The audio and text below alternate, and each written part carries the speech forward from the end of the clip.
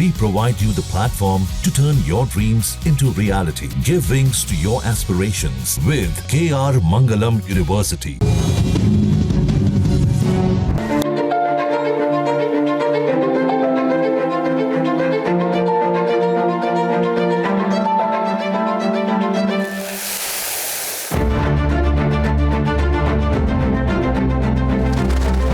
मीनारों का मीनार कही जाने वाली एक संरचना जिसे विश्व के 3 धरोहरों में से एक का स्थान दिया गया है।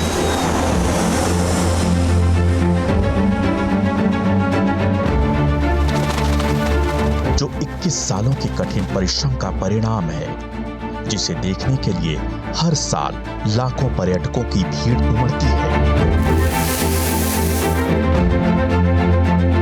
उसी मीनार के पास खड़े एक अदने से लौह स्तंभ ने मीनार से भी ऊंचा राज छिपा रखा है क्या?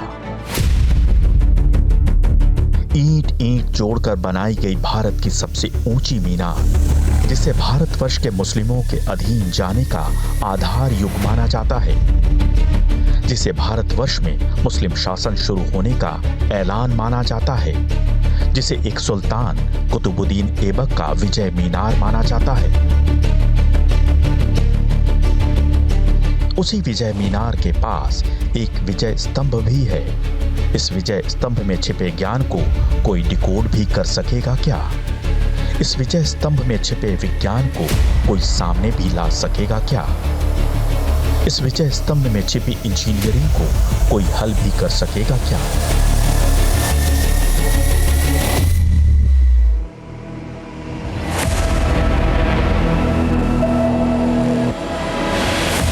आखिर इस विजय स्तंभ को कहां से लाया गया? आखिर इस विजय स्तंभ को किसने बनाया? आखिर इस विजय स्तंभ में जंग क्यों नहीं लगती? इन सभी प्रश्नों का उत्तर छिपाए बैठा है। देश की राजधानी दिल्ली के कुतुब मीनार परिसर में खड़ा 7.25 मीटर का एक लौह स्तंभ, जो 1600 सालों से एक सम्राट की विजय गाथा सुना रहा है, पुरातन ज्ञान की गौरव गाथा दिखा रहा है।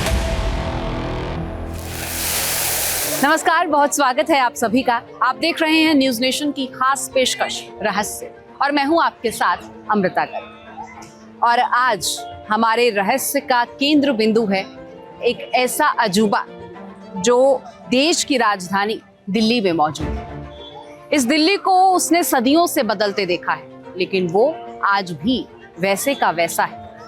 1600 साल पुराना ये अजूबा विज्ञान के लिए भी एक ऐसा रहस्य है जिसकी खोज के लिए कई शोध हो चुके हैं और कई बार उसकी स्टडी की जा चुकी है। ये है दिल्ली के मेहरौली में स्थित एक लौह स्तंभ।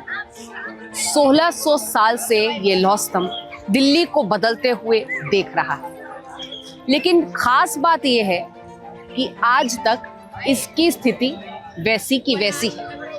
ये एक ऐसी अद्भुत तकनीक है और ऐसा विज्ञान है जो सदियों पुराना है, लेकिन उसके आगे आज का विज्ञान बौना नजर आता है। आखिर इसका रहस्य क्या है, इसकी पड़ताल आज हम करेंगे और दिल्ली के मेहरौली के लिए हमें निकलना होगा। भारतवर्ष की राजधानी दिल्ली, जो चमकदार भी है, जिसमें तेज रफ्तार भी है और सरपट भागती जिंदगी भी, जहां गगनचुंबी इमारतें हैं और कदम कदम में फ्लाईओवरों की कारीगरी। ये दिल्ली न जाने कितनी बार उजाड़ी गई, ये दिल्ली जाने कितनी बार बसाई गई। वर्तमान में ये 9 जिलों में बटी हुई है, 1483 वर्ग किलोमीटर में पसरी हुई है, जिसके ओर छोर की अधिकतम लंबाई 52 किलोमीटर है और अधिकतम चौड़ाई 48 किलोमीटर, जिसके उत्तर और पूर्व में गंगा का कछार है, पश्चिम में थार की रेगिस्तानी मिट्टी है और दक्षिण में अरावली पर्वत। इसी दिल्ली में सदियों पुराने एक चमत्कार की पड़ताल में हमने मेहरौली का रुख किया, एक ऐसा मार्ग जिस पर कई किलोमीटर दूर से ही तुर्क सम्राटों के काल की 73 मीटर ऊंची कारीगरी दिखने लगती है। दिल्ली के मेहरौली जाने पर आपको दिखाई देती है तुर्की सम्राटों के काल की 73 मीटर ऊंची कारीगरी जिसे कुतुब मीनार कहते हैं। और कुतुब मीनार जो सदियों से इस दिल्ली को बदलते बनते देख रहा है, लेकिन आज का रहस्य जो है उसका केंद्र बिंदु इसी कुतुब मीनार के पास एक अद्भुत रहस्य है, एक अद्भुत कड़ी जो ठीक इसी कुतुब मीनार के पास है, जिसे लौह स्तंभ कहते हैं। लोहा कहते हैं, लोहा अगर हवा और पानी के संपर्क में आए तो वो ऑक्सीडाइज होने लगता है, यानी उसे जंग खाने लगता है। और यदि एक बार लोहे को जंग लग जाए तो फिर उसे बचाया नहीं जा सकता।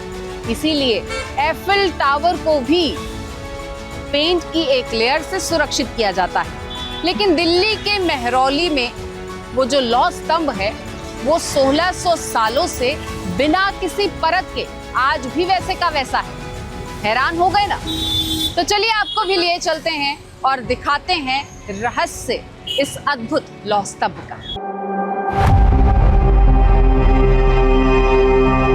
वो साल था 1193 जब दिल्ली के आखिरी हिंदू सम्राट को हराकर सुल्तान कुतुबुद्दीन ऐबक ने इस 5 मंजिले टावर की बुनियाद रखी थी, जिस अधूरे टावर को इल्तुतमिश और फिरोज शाह ने पूरा कराया, जिसे आज भी पूरी दुनिया वास्तुशिल्प का अद्भुत नमूना मानती है। लेकिन इस धरोहर के पास ही एक ऐसी धरोहर भी है जो विश्व के 3 धरोहरों में से एक कुतुब मीनार से भी महान है, और ये धरोहर है एक लौह स्तंभ। ताजुल मुअस्सिर नाम का एक ग्रंथ है, हसन निज़ामी का लिखा हुआ। उसमें इस बात को स्पष्ट किया गया है कि जहाँ ये आज स्तंभ है वो जगह है जहाँ पर तकरीबन 27 टेम्पल्स एग्जिस्ट करते थे, और उन टेम्पल्स को डिमोलिश करके तुर्कों ने इस मस्जिद का निर्माण किया, लेकिन इस स्तंभ को नहीं हटाया, जिससे ये साबित होता है कि ये स्तंभ पहले से यहाँ मौजूद था। 1600 साल पहले बने इस लौह स्तंभ में ऊपर से नीचे तक राज ही राज छुपे हैं। इसकी लंबाई 7.3 मीटर है और इसका 1 मीटर हिस्सा जमीन के नीचे दबा है। इसकी परिधि 48 सेंटीमीटर है और सबसे ऊपर का हिस्सा 29 सेंटीमीटर का है। इसका वजन 6.5 टन के करीब है और हैरानी की बात ये कि इसमें 1600 सालों से जंग का नामो निशान नहीं है। तो आखिर जब लोहे को जंग खा जाती है तो इस स्तंभ में जंग ना लगने का राज क्या है? विज्ञान कहता है कि अगर ये लौह स्तंभ लोहे का बना है तो इसमें जंग लगनी ही चाहिए। अगर लोहा होने के बावजूद इस स्तंभ में जंग नहीं लगता है तो जरूर इस पर किसी तरह का लेप लगा होगा। लेकिन कोई नहीं जानता कि 1600 सालों से ये स्तंभ जंग से जंग कैसे लड़ रहा है और इस जंग में इस अजूबे आयरन पिलर को जीत कैसे मिल रही है। भारत में जो भारत की प्राचीन लोह गलन प्रणाली थी, यानी कि इतने वो एडवांस थे हमारे हिंदुस्तान के लोग कि उनका जो धातु निर्माण शैली का एक अजब नमूना पूरे वर्ल्ड के अंदर है कि इतने साल हवा धूप पानी में रहने के बावजूद इस पे एक कण मात्र भी जो रस्ट इसके ऊपर जो जर इत्यादि लगता है, जो पैटिनेशन आ जाता है, वो इस पे नहीं आया। और बहुत ही नायाब धातु कर्म की शैली का ये प्रतीक है और पूरे विश्व के लिए एक अच्छा प्राचीन एक लोह स्तंभ है। और ये भारत के प्राचीन हमारे जो बुजुर्ग थे या हमारे पुरानी जो पीढ़ियों के लोग थे हजारों वर्ष पूर्व, उनके रणनीतिक कौशल का प्रतीक है और राज्य सत्ता का हमारा प्रतीक है। 1600 सालों में मेहरौली के लोहे के पिलर का ना तो बारिश कुछ बिगाड़ सकी, ना हवा में नमी ही जंग लगा सकी। ये लौह स्तंभ आज भी वैसे ही चमकता है जैसे अभी अभी बना हो।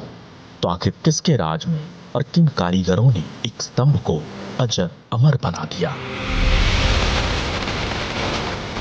आखिर इस पर लिखी गई लिपि हमें उस इतिहास की ओर ले गई जिसमें ये लौह स्तंभ हिंदू राजाओं के विजय का प्रतीक हुआ करता था, राज्य पर उसकी दावेदारी की गवाही देता था, जो राजशाही खत्म होने के बाद भी मौजूद है, उतनी ही मजबूती से और उतने ही गर्व के साथ।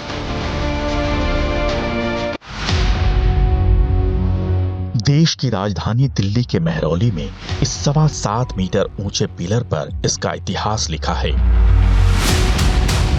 लेकिन उस इतिहास को भी पढ़ने का दावा विवादों में घिरा है। दावा किया जाता है कि इस पर लिखावट ब्राह्मी लिपि में है और इसे पहली बार पढ़ने का दावा किया गया 1988 में। दावा किया गया कि 6 लाइन और 3 स्टेंजा की ये इबारत एक कवि की रचना जैसी है, जिसका अनुवाद 1903 में दिल्ली के किसी पंडित बांके राय ने किया था। इस अनुवाद के मुताबिक लोहे की मीनार पर लिखा है, जिसकी भुजा पर तलवार ने कीर्ति लिखी, जब उसने वंग देश की लड़ाई में इकट्ठे होकर आए शत्रुओं को छाती से धकेल कर पराजित कर दिया, जिसने लड़ाई में सिंधु की 7 धाराओं को पार करके वाल्हीकों को जीता, जिसके बल रूपी वायु से आज तक दक्षिण में समुद्र सुगंधित हो रहा है। लौह स्तंभ पर लिखी इबारत के इस अनुवाद ने रहस्य को और भी गहरा दिया। इतिहास में किसी वंग देश का कोई उल्लेख नहीं मिलता, न ही इस काव्य से ये राज ही उजागर होता है कि किस देश में किस राजा ने विजय पताका लहराई थी। कुछ जानकार मानते हैं कि वंग राज्य उज्जैन के आसपास कहीं रहा होगा और पिलर पर लिखी इबारत कहती है कि उसे उज्जैन से कोई राजा दिल्ली लेकर आया होगा।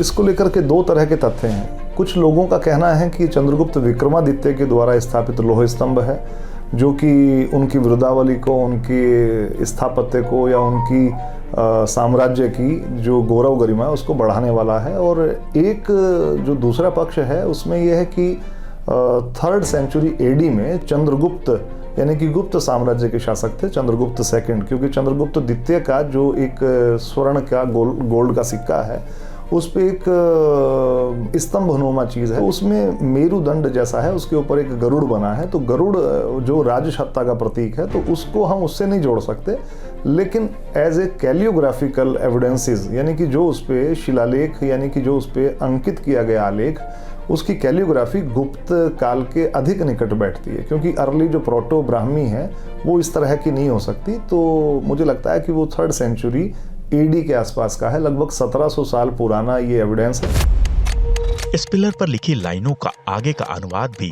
सारे राज नहीं खोल पाता है। इस पिलर पर ब्राह्मी लिपि में लिखा है, जिसका नाम चंद्र है और जिसका मुख भी पूर्णिमा के चांद जैसा खूबसूरत है। इस राजा ने भक्ति से अपने मन को भगवान विष्णु में लगाया और जिसने विष्णुपद नाम के पहाड़ पर भगवान विष्णु का ये ऊंचा ध्वज स्थापित किया। सच्चाई ये है कि स्तंभ पर लिखी गई इबारतें जैसे जैसे पढ़ी जाती रहीं, वैसे वैसे इसका इतिहास उलझता गया। स्तंभ पर लिखे चंद्र नाम से कई कयास लगाए गए और विष्णुपद नाम के पहाड़ की भी खोज शुरू हुई।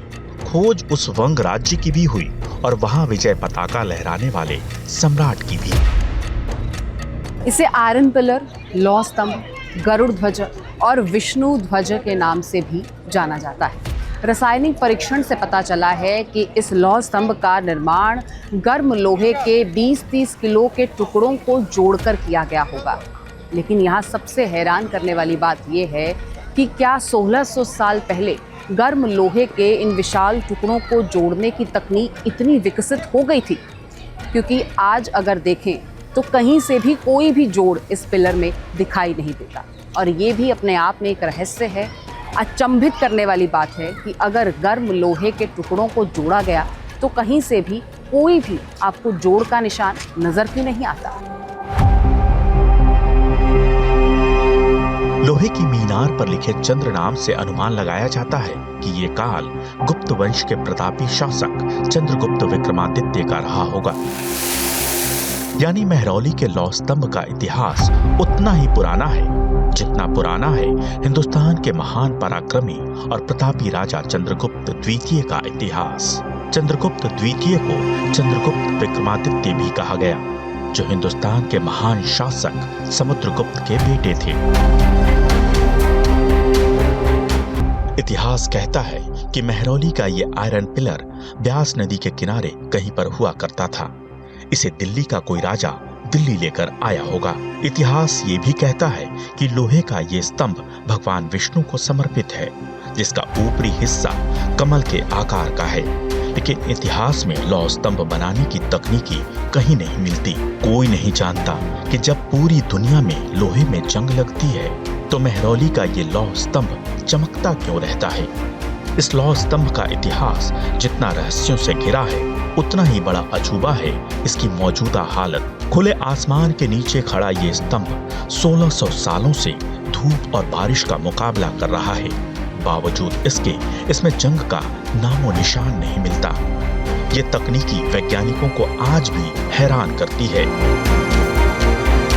एक वक्त था जब लोगों का मानना था कि इस लौह स्तंभ का निर्माण किसी रहस्यमयी अद्भुत धातु से किया गया है। कई तो ये भी कहते थे कि पृथ्वी के बाहर की धातु का इस्तेमाल इस लौह स्तंभ को बनाने के लिए किया गया होगा, इसीलिए ये आज तक जंग रहित है। लेकिन 2003 में IIT कानपुर के रिसर्चर्स ने सालों की रिसर्च के बाद इसके सुरक्षित रहने की तकनीक के अद्भुत रहस्य को खोज निकाला।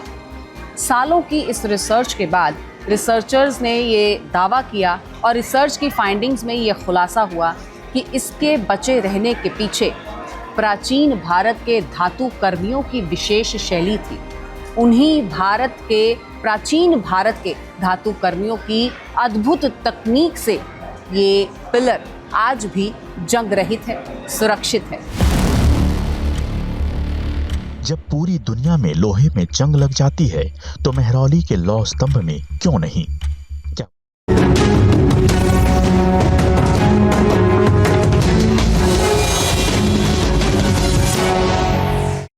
जहाँ भक्ति है हर शब्द में, कथाओं में छुपे हैं दिव्य रहस्य और ज्योतिष देता है जीवन को दिशा। धर्म से जुड़ी हर बातों को जानने के लिए हमारे चैनल स्तुति को सब्सक्राइब करें।